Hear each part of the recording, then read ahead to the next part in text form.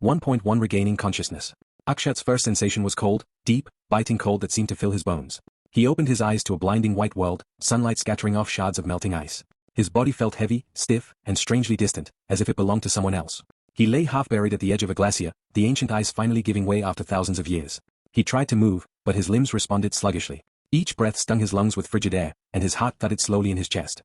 Memories flickered at the edge of his mind, faces, voices, a world that felt impossibly far away. He knew, somehow, that he shouldn't be alive. The world was silent.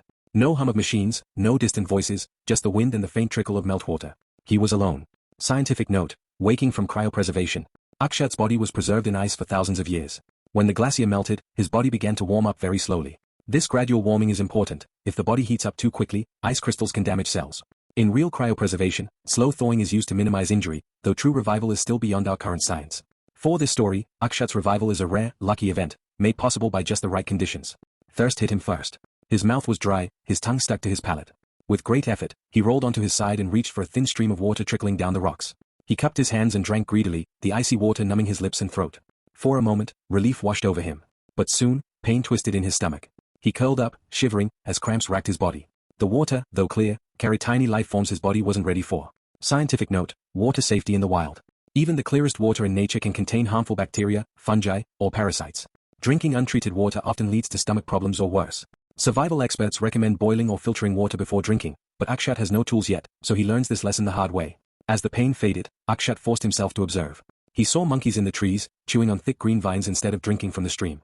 Curious, he broke off a vine and bit into it. Cool, slightly sweet sap trickled out, soothing his thirst without the aftereffects of the stream water. Scientific note: finding safe water from plants. Some plants, like certain vines, store clean water in their stems. Animals often know which plants are safe. By observing wildlife, Akshat finds a safer source of hydration. This method is used by indigenous peoples and survivalists worldwide. Hunger soon followed.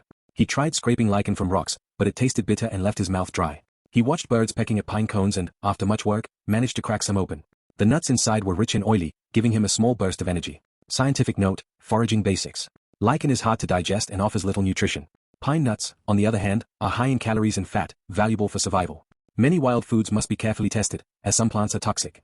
Akshat learns by watching animals and trying small amounts at first. That night, Akshat shivered beneath a rocky overhang, using his backpack as a pillow. The stars above were brilliant, unfamiliar constellations wheeling across the sky. He wrapped his arms around himself, determined to survive another day. He didn't know what tomorrow would bring, but he knew one thing: he was alive, and he would learn.